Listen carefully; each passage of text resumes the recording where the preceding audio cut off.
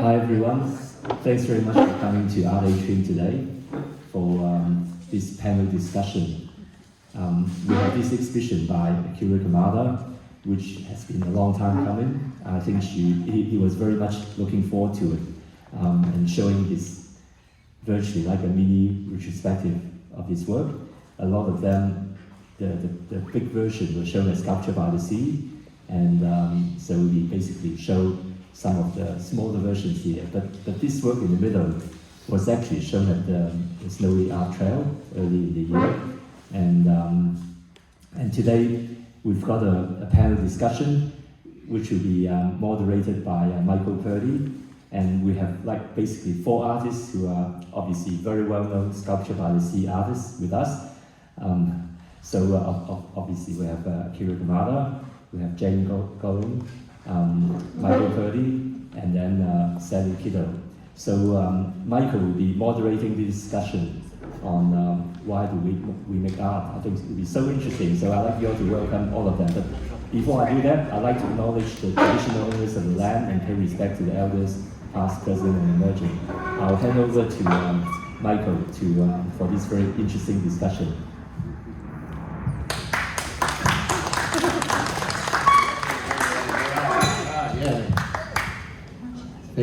Thank you, Simon.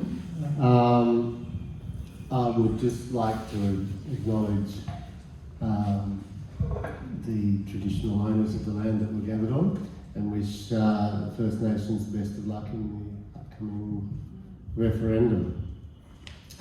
Secondly, I'd like to acknowledge what a wonderful fella Akira is. Akira has nobody in the sculpture world dislikes Akira, and he's really the first to put up his hand to help other people install. And I think a lot of people have learned. Now he's got a lot of injuries and doesn't do it so much. But, so don't. If he offers help, don't let him help. For his own good. He's a generous soul, and that generosity shows through his work, and I think everybody's learned a little bit from Akira in the way of his practice. Third up on the agenda, we're mainly responding to a question set by our host, which was, why do we make art? Which, since we're all sculptors, I'll change that to why do we all make sculpture?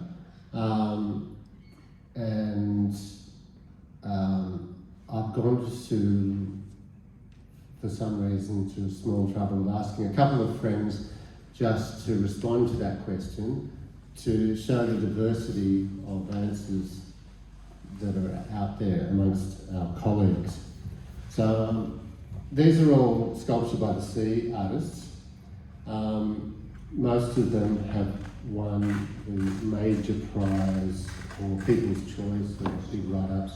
So the first was David Ball, who makes large steel sculptures. And his response to why do we make sculpture?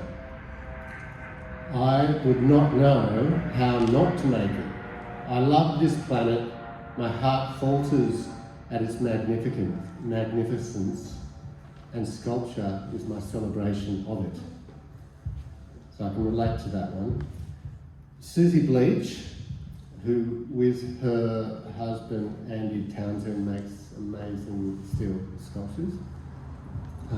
It's my way to communicate and tell a story. And it's also thrilling to learn the skills required to make a sculpture and to watch your work grow from your hands. I think I can relate to that too. The making of things with our hands is something I think that bonds us all, and none of us in general is a qualified tradesman. We have to become reasonably expert in using tools and materials and things like that, and we appreciate how far all of us have come in making lots of mistakes and learning things the hard way. James Rogers, more of an academic approach, and I asked James deliberately because I knew that his answer would be far more verbose than anybody else's. He's a master sculptor, but this is typical James. Making sculpture seemed to be the intelligent use of the energy I was gifted on waking up in a working world. The imprint of the past and the possibilities of the future could be mediated with a solely material manifestation, exemplifying present and human grace. That's Sir James. Stephen King, who also lives at Walcott and makes huge hardwood sculptures, and if you don't know him, you would know his work. He's as much a farmer as he is a sculptor and a fantastic host. And his answer is, I make sculpture because if I don't, I start having mental and physical episodes, a type of extreme writer's block. So I have to make it to save anyone who I come into contact with. Then there's the sculpture police, but that's another story. All of that I can relate to. So I haven't asked any of these three to prepare something like that because they're going to have longer to meander their way around.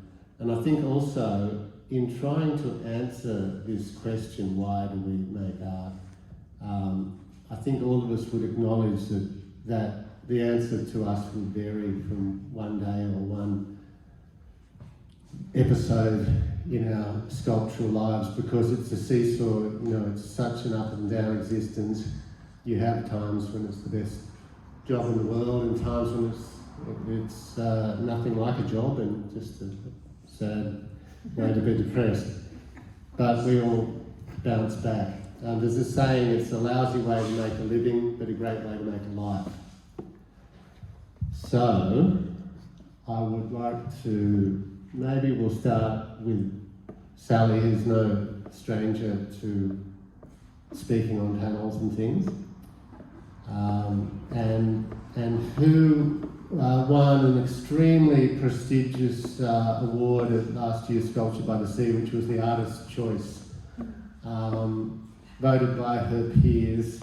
It was an incredible work that, for those of us who know her work, can see where it's come from, but it really hit the zeitgeist at the moment and appealed to the lunacy of Sydney property through her long examination of habitat. So I'll give it over to you, Sally. Why do you make art? Well, it's quite interesting just seeing Stephen's thing. It's a bit like a mental health surviving existence, really. What do I do if I don't? It's and people who share my life would find me intolerable. So if there isn't a project thinking over in my mind or something I'm in the middle of making, I can be quite unbearable to live with, I think. So I think my family support it very highly because they prefer me when I'm making than when I'm not. Look, it's something I was pretty born with doing. You just, from a little girl, I was making things. So I think the term sculpture in my hands has evolved. I don't really even think about being a sculptor anymore. I'm making stories, I'm making installations. They're sort of, as with the work at Bondi last year, it's morphed into very much components that don't even exist except in the imagination of the viewer now. So there may be sculptural components, but it's much more complex, my sort of conceptual approach to sculpture now. So yeah, I think it's, if I don't do it, then what do I do? Yeah. I'd agree, it's entwined, our art practices are so entwined with our mental health. Happiness is somebody to love, something to do, and something to look forward to. And in a sense, a good sculpture concept can give you all those. So, Okay, come on. this is Jane Gilling. Thanks. And thanks everyone for coming, by the way. This is a really lovely turnout. And I can see Kirsten's drawing us.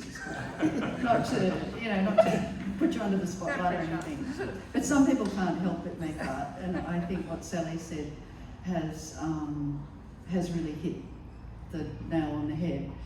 And I like it too, Michael, that you said you've specified sculpture. So I'm just going to stick to sculpture because I think all of us don't just make sculpture. We're all artists, which encompasses everything from painting, drawing, sculpture, printmaking, everything. And I think, like Sally, I was also kind of just born making stuff. I come from a family of makers. Big family, and my dad in particular was, and still is, well not so much now, but was a crazy maker, like just made the weirdest stuff. So I grew up with all this really weird, some people call it sort of depression mentality objects. Like my dad made a boat once from an old army duck and stuck half a combi on top. And we used to cruise around the Hawkesbury in this really weird looking boat because he couldn't apparently afford a boat. So he made one. And I guess growing up watching this kind of resourcefulness has led me to making sculpture from junk, because I also come from a fairly solid line of hoarders, and I hate throwing things out, and collectors. So I hate throwing things out. So the idea of losing something when you could make something else out of it has sort of informed my whole career, particularly in Sculpture by the Sea. That's this idea. Every single one of the works that I've ever made is about loss and holding on to things, and it's probably something that's deeply rooted in my personality and my psyche and the way that I've grown up. But one thing I do remember in my childhood that has also informed my practice is I was always making cubbies, always. So I think there's this, for kids, the idea of making a cubby is this sort of security and creating a sense of place. And I think, when you're making things that are immersive and things you can walk into, or installation art, is all about creating a place of wonder. And I had this best friend who used to pull her hair out. She just always wanted to play Barbies, which I really liked doing as well.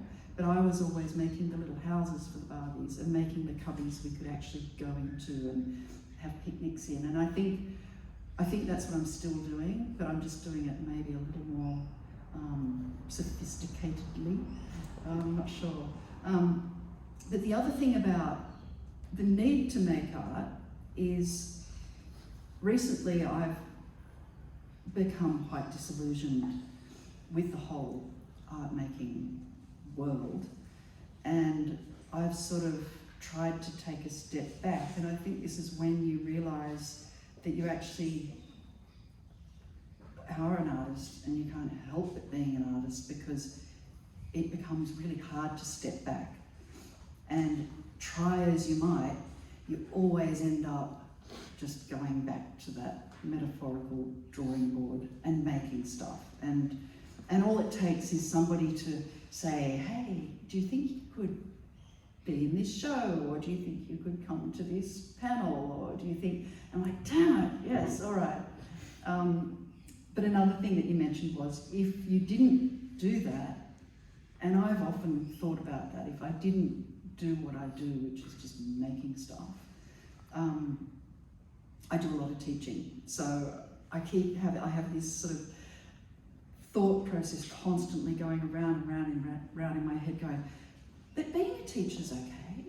There's nothing wrong with being a teacher. I could just teach art and that's okay.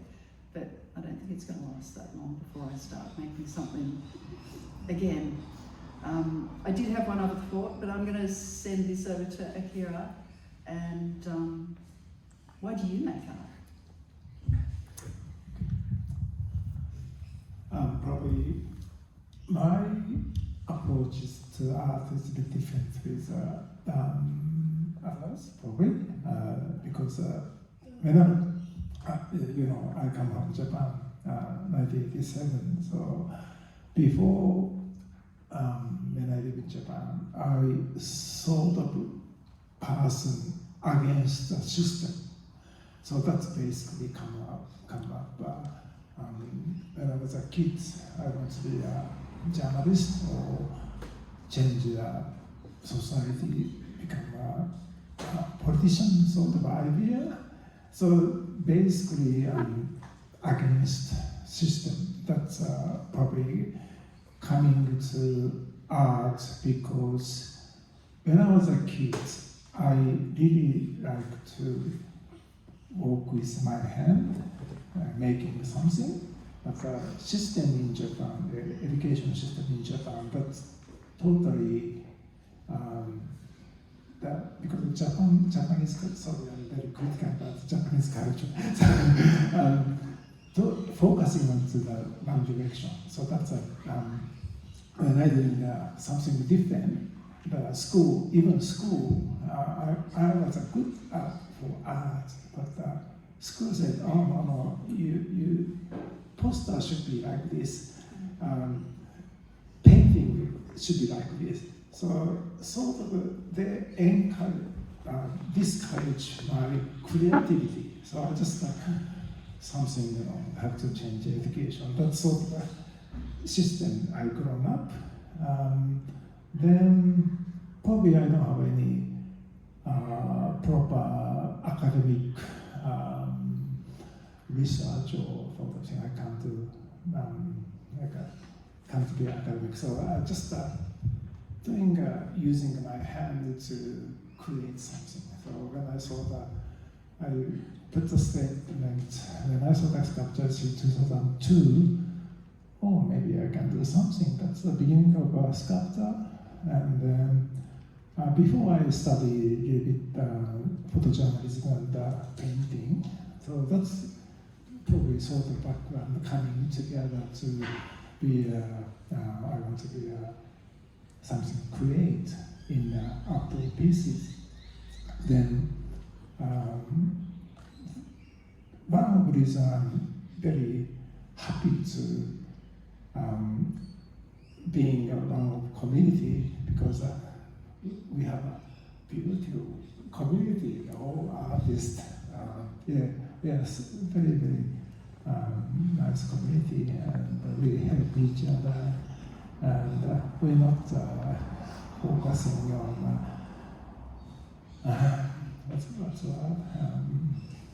like our own. We care about people. We care about nature, sort of thing. That's I think we get very common, and so that's the reason probably I like to keep doing making art, and so is that okay? Sort of because my work is a little bit critical to the society, sort of thing, and so we human beings should be more care about the nature and or traditional culture sort of thing. So that sort of thing I think give more. Michael, thanks, Akira. I think if you walk around and look at Akira's art, you can see that caring for nature is deep at the heart of his art practice. As for me, I can really relate to everybody's mention of having to do it and being entwined with mental health.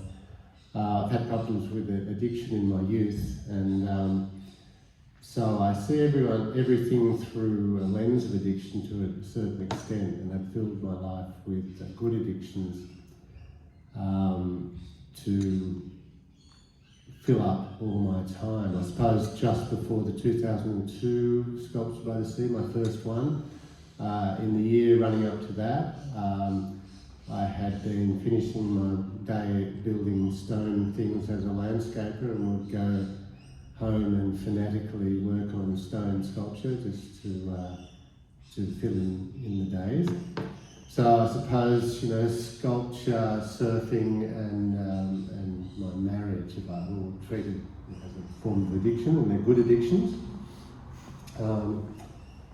But the mental health side of it, yeah, I think I've noticed recently that I really enjoyed making work for competitive exhibitions where there was a prize up for grabs, and I made a living for quite a while choosing the right shows to go in and winning the prize. But it was incredibly stressful sitting in an auditorium waiting, hoping that yours was the one name that was going to get read out. And I kind of loved it and was sort of slightly ashamed of it too. And I now, because of the stress involved in it, I will often just make commissions. But I have to confess that making a sculpture for one rich person for a price that's been set out, it's a lot more of a job than it would be to prepare work for a large audience, and I genuinely believe that I really love the buzz. I love the buzz of a lot of aspects of sculpting. There's a point in making it in halfway through a work maybe where you really believe in it, and that's a real buzz. You've got to love the work, because you will, if you're not loving the work, you will question why the hell you're doing it. So you have to be kind of your biggest fan. But yeah, it disappoints me that it can become a bit more of a job when I'm just doing it for that one rich person who can afford it. That's an insight. I don't mind telling people that I was a drug addict in my youth, but I feel more embarrassed about admitting that competitive side of me. So just further along that, Can I offer a possible insight? Sure, Lucy. Along the lines of, helping you fill in your time and deal with the addiction issues, is that it's actually a way of connecting with other people, creating these sculptures, creating these works that communicate with other people. And I think that is probably part of that as well. Well, it's definitely... And that's where you get out of sculpture by sea, as opposed to making for one rich person, is that you're creating a connection with all of these people that you've never met before. A wonderful connection to make public works and have people appreciate them. We're all trying to develop a unique visual language, and when you understand that people can speak that language, it does connect you to them. Yeah. And the more public works that I have that I find children falling in love with and growing up with a sense of place, and that's probably my biggest buzz in sculpture, really. But yeah, it gets you right out there, and at the end of the sculpture by the sea, I'm a different person, probably more manic and mad, but certainly had a chance to spread my propaganda. Along the lines of mental health and how we have to do it, this mad woman. No, really, we can go anywhere with this conversation now. So I'll just give it, Sally. I'm sure Sally's worked out some things that she could have added to that, but she'll just have another little blurb. Okay, right. You wanted a bit more. More. Okay. Yeah. Okay. So yeah, I thought it was interesting how Jane was talking about the early habitation. I too was a great habitat maker. We totally should hang out. Yeah, I know. We would have been. I had my sister actually who used to go and make a lot of habitat, and of course that's been one of the core things that have come through a lot of my work over the last 10 or 15 years. Actually, my thoughts when I was actually growing up was that I wanted to be a set designer. So Me too. oh God, we are related. I knew it. So I kind of find that I'm actually making sets now, not for films but for big outdoor events. So I think I'm actually doing what I've always wanted to do, but it isn't without the pressure of the film industry, which I understand from my brother-in-law and sister-in-law, it's extremely stressful. So, yeah, I think that's very interesting. I used to make a lot of habitat in shoe boxes too. Yeah, Is that something you do? dioramas. I'm obsessive about it, yeah. I still remember. And now they're underground and they only exist in your imagination. So that's well, that's the thing. Most people at Bondi believed it was really there, didn't they? From the conversations I've overheard. But, yeah. Yeah. So I think that was a key thing too. I think also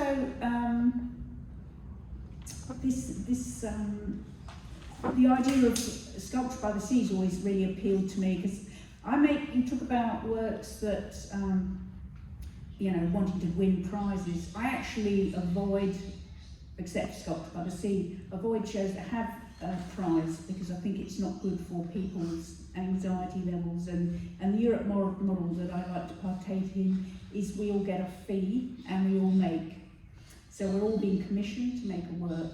But in Australia, there is no fee. You're expected to turn up and get exposure. But the ethos is exposure kills. We can all work ourselves into the ground for no money, but how do we pay our electricity bill?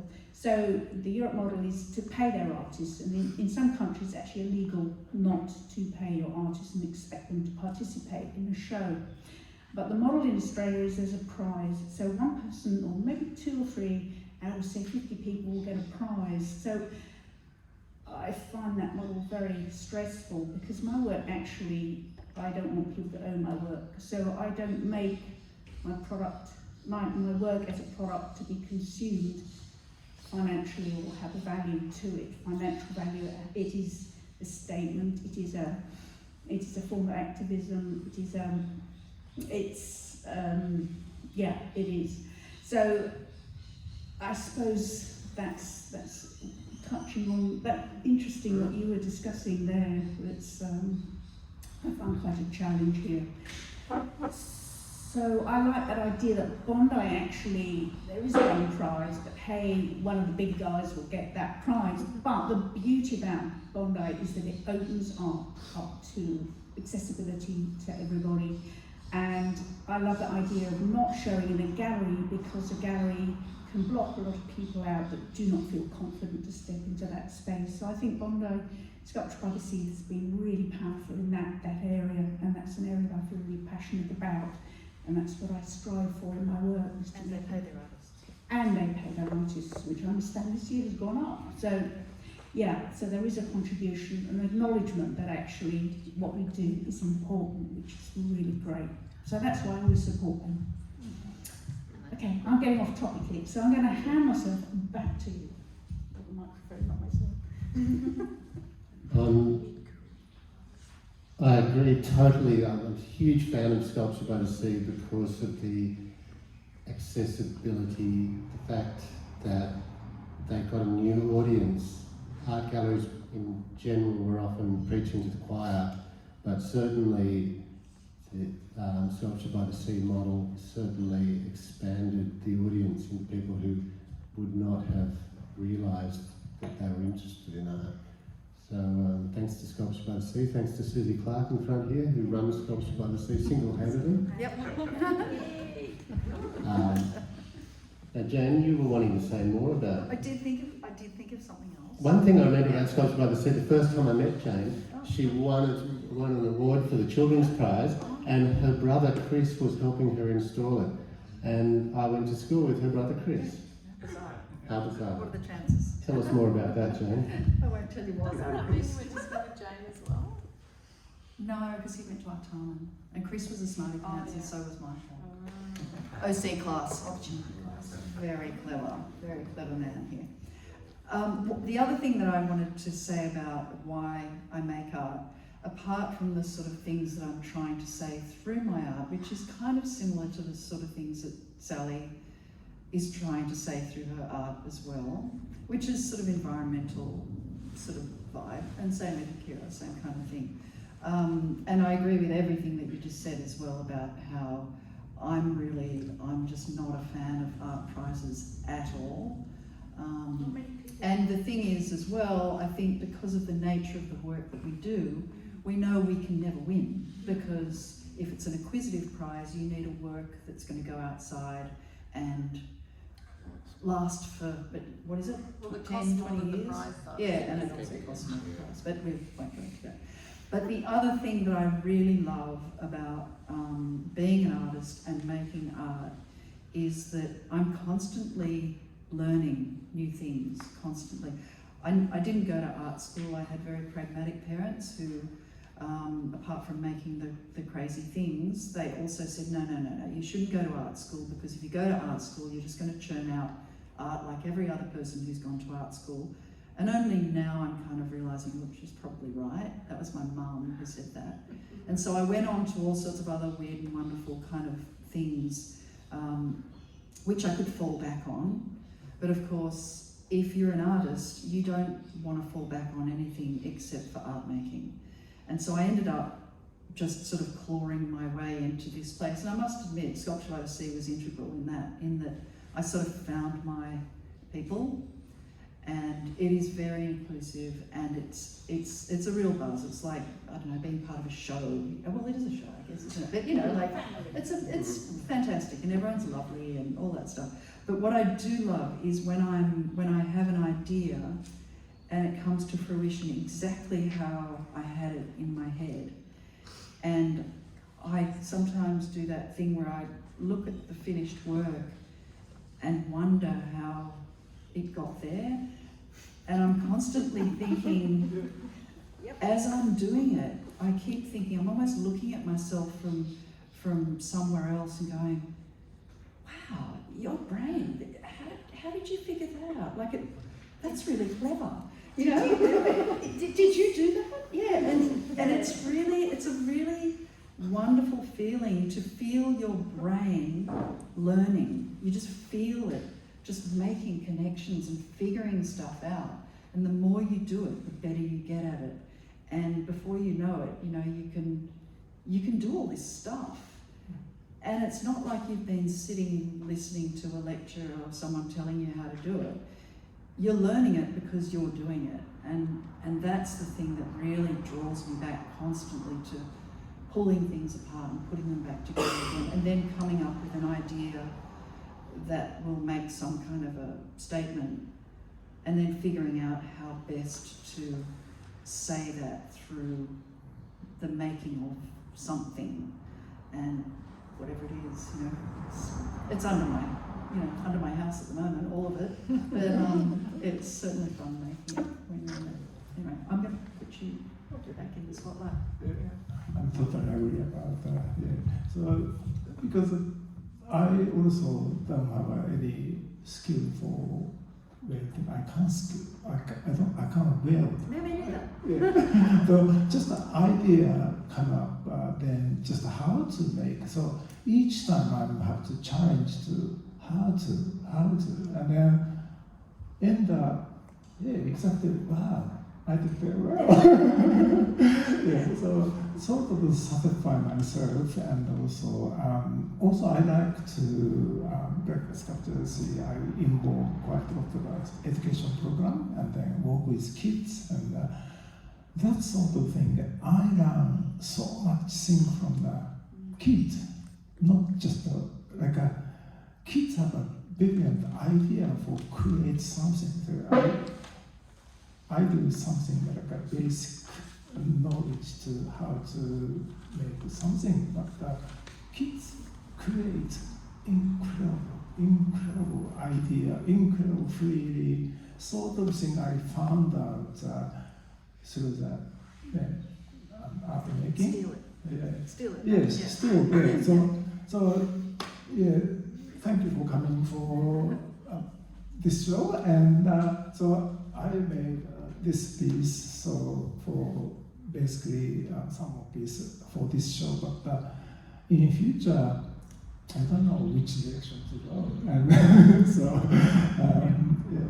I want to say something about your work, Akira, because I feel like even though you have this history where you feel like you're rejecting Japan, it just comes through in your work, and and you can't help it. And all of your work is filled with spirit. Like, it's just got the most beautiful spirit about it. And it's something, I don't know whether it's that sort of cultural history of Shinto in Japan, but that there's, you know, and that's what's so beautiful about it, and makes it really special. Yeah. So even though you have rejected Japan, there's so much about it you don't like. It's Thank you you. obviously can't. It's in your soul. Yeah. Yeah. So And, basically, I learned by myself. Because I've grown up until 30 something in Japan, so I have a strong Japanese background culture. So that's affecting my work. Even I rejecting the current Japanese system, but yeah. So thank you.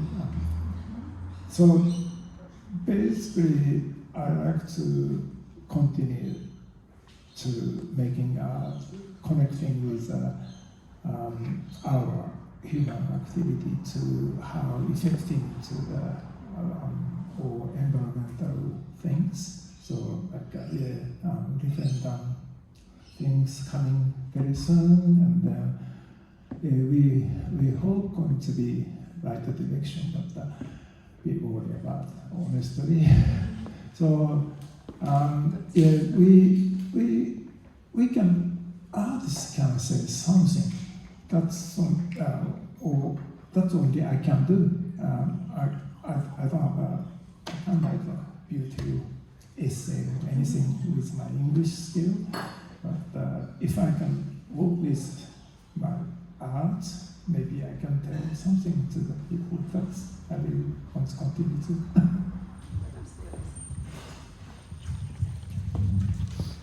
Yeah, I totally agree with what Lucy Barker said about the spirit of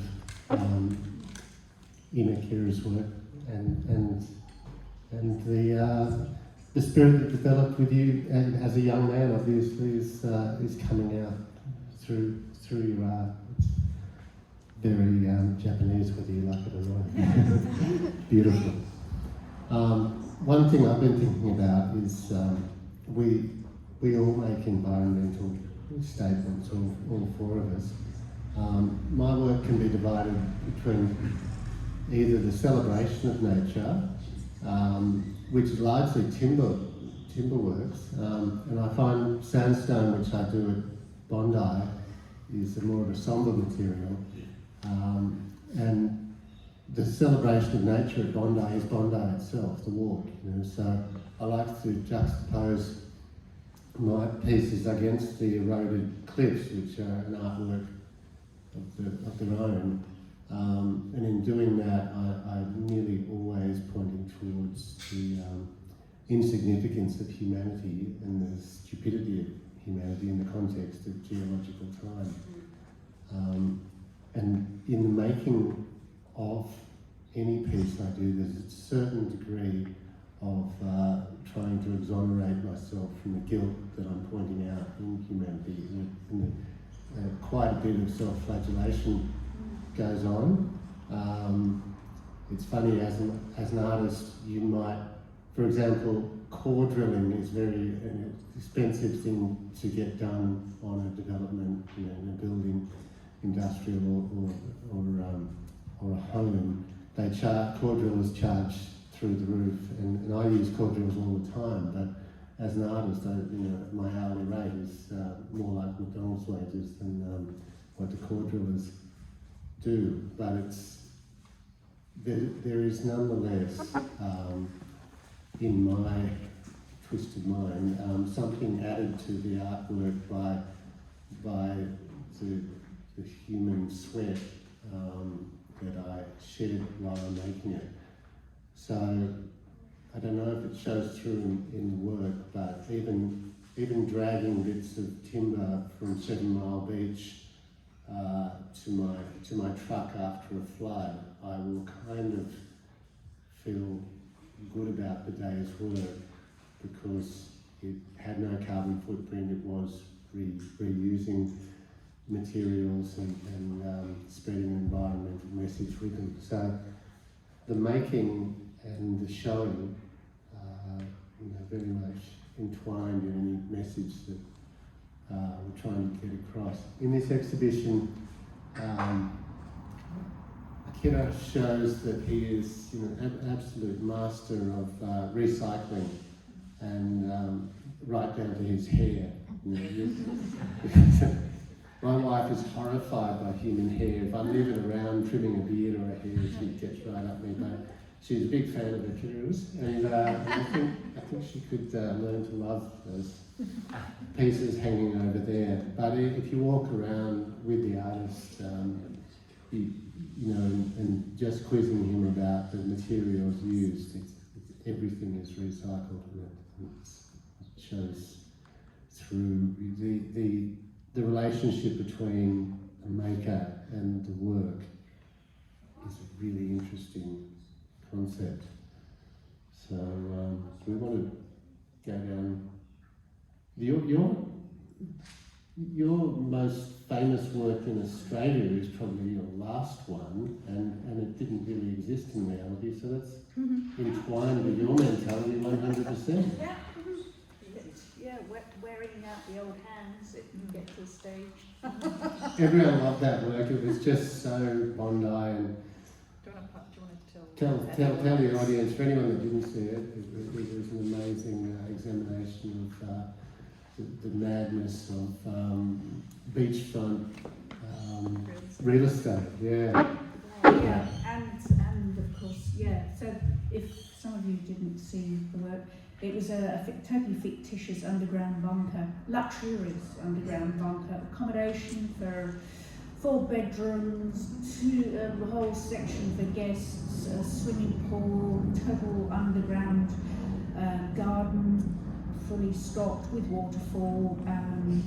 Also, there was a macrobiotic garden set under with all the special lights to grow. Then there was a water recycling centre on board.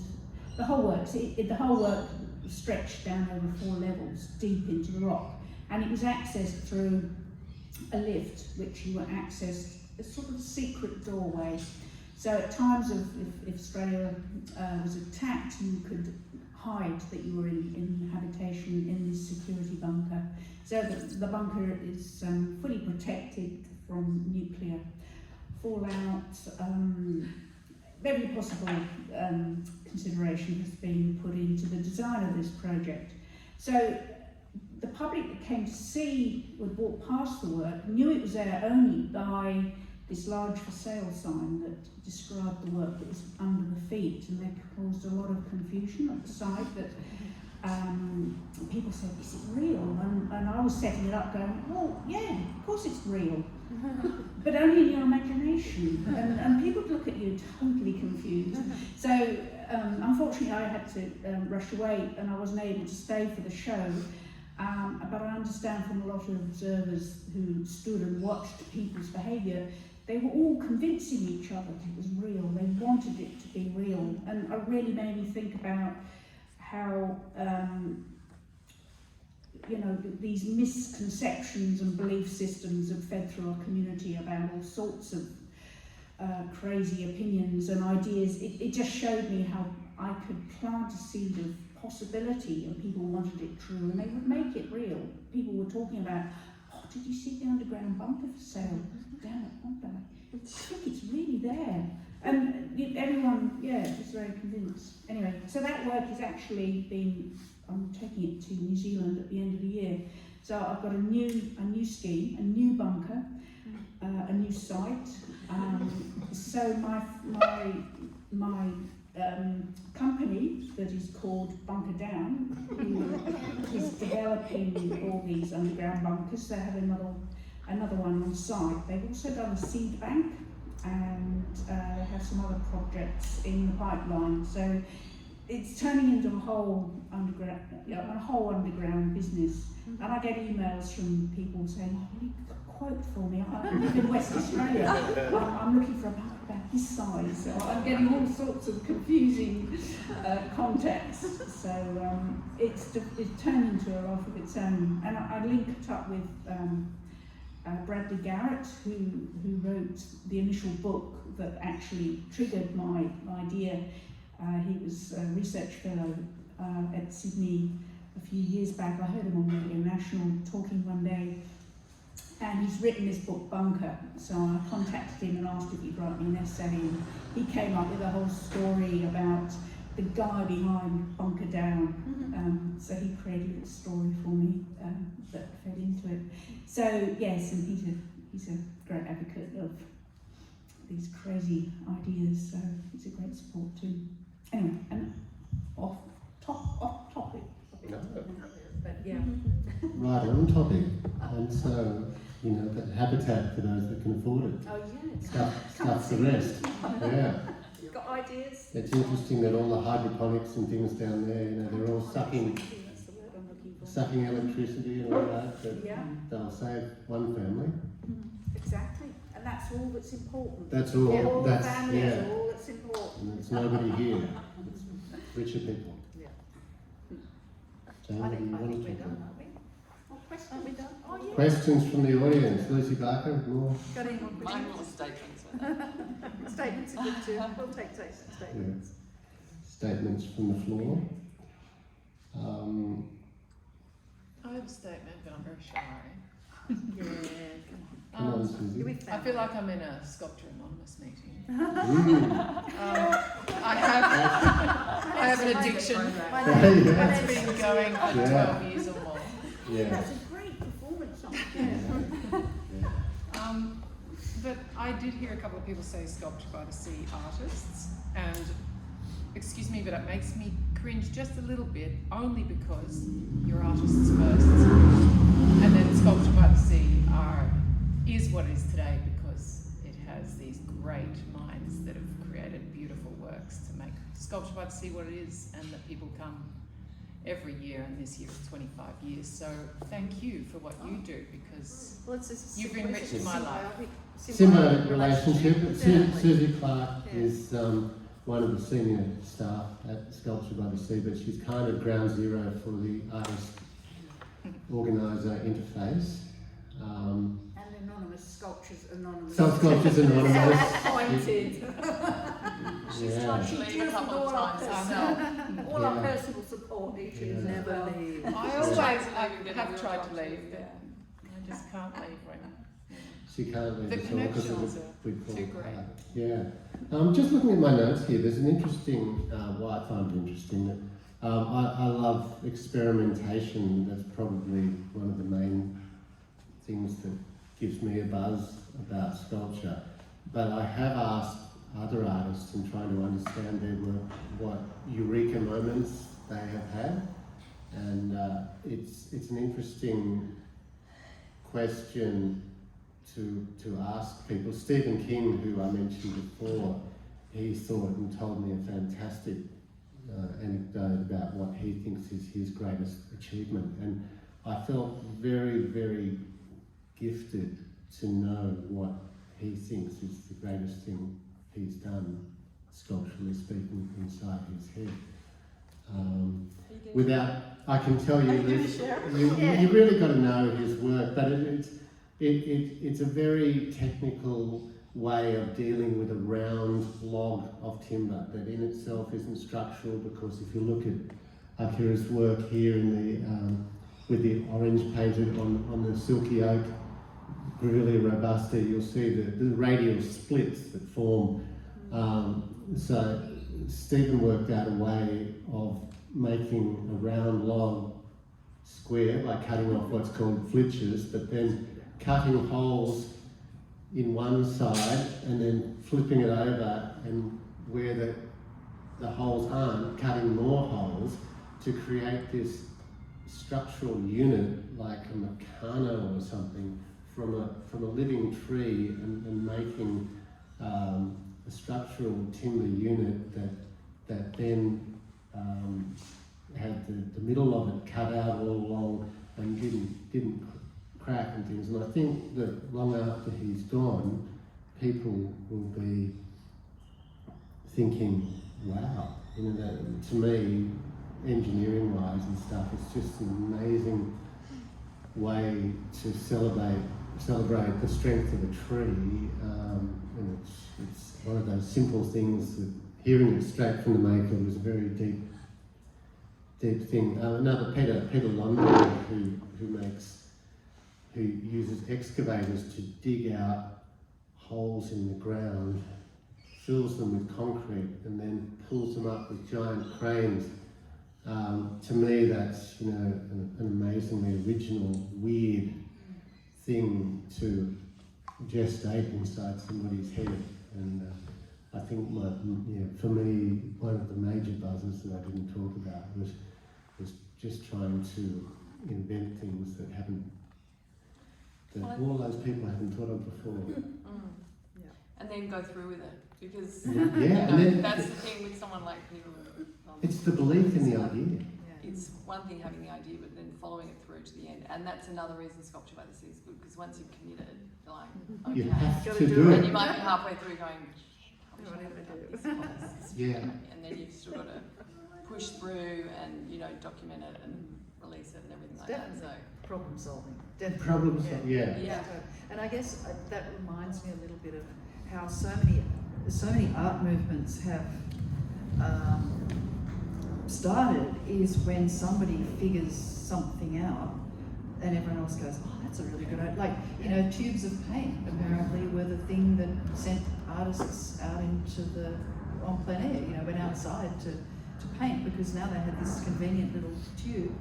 And there's probably some artist out there that figured that out. Oh, maybe if I stick my paint in a little squeezy thing, I don't have to sit in my studio.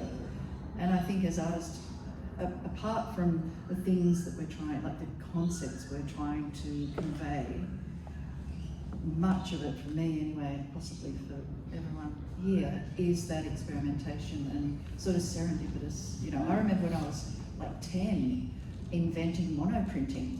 Because I thought, this is cool. I had a piece of styrofoam and put some paint on it and printed off it. I never knew it was actually a thing, but I thought I'd figured it out. And it was just through experimenting, and eventually I found out that it was actually a printing process. But I figured it out as a kid, and I think being artists, we are inventors and experimenters, and playing around with ideas as well as conceptual ideas. It's also mechanical ideas like the Stephen King thing. And that's part of the fun too. Isn't it? And to a certain extent, having not gone to art school, you can have an original thought, which isn't original, but being ignorant helps you to claim it in your own head for a little while. Monoprinting. Jane Gilling officially did invent monoprinting. And nobody can take that away, Jane. I've still got the print too. Well, if you want to buy it, it's for sale. Any other questions from the audience about Akira's works? That's it, Simon. Yeah, okay. Thank you for having us. Yeah, thanks for doing this. Okay, I'd like to thank all the artists for a very inspiring conversation. So it's always interesting to find out what artists think about why they make artwork. And I really do think that there is not enough support from the public, from the government, from everyone on art. It shouldn't be something that you think that you need to rely on something else to fall back on. Artists should be able to just do the art. They're creative people. I think over time we have to convince everyone that we do need artists and we do need them to make art, because the world, we need art as part of our culture, as part of our civilization. So thank you again for a very inspiring talk. We're gonna have our second talk on the other side. So if you want to stay, then turn your seat around. We're gonna have a talk between Adrian Lockhart, our artist over there, and also Ian Grant. And I think Mike will talk about the Yes campaign. I'm a huge advocate for the Yes campaign. I'll just do a bit of advertisement now. On Thursday, the 17th of August, I'm organizing a panel discussion with Kylie Tink, who's an independent member for North Sydney. It will be held at 6 o'clock at the Stanton Library at North Sydney. We're going to have Dr. Shireen Morris, who is a constitutional lawyer, an expert on the law. And also, at the same time, they asked me to organize a little mini exhibition. So I've asked Tim Johnson to show some of his work, but also Kyra Kamsing, who's an indigenous artist with Chinese heritage. So they will have some of the work exhibiting at North Sydney Stanton Library. So if you're free on that evening, 6 p.m., we're gonna start at 5:30 with a bit of drinks and nibble. 6 p.m. we're gonna have a panel discussion, so you're welcome to come along and find out more about why you should vote yes. Thank you.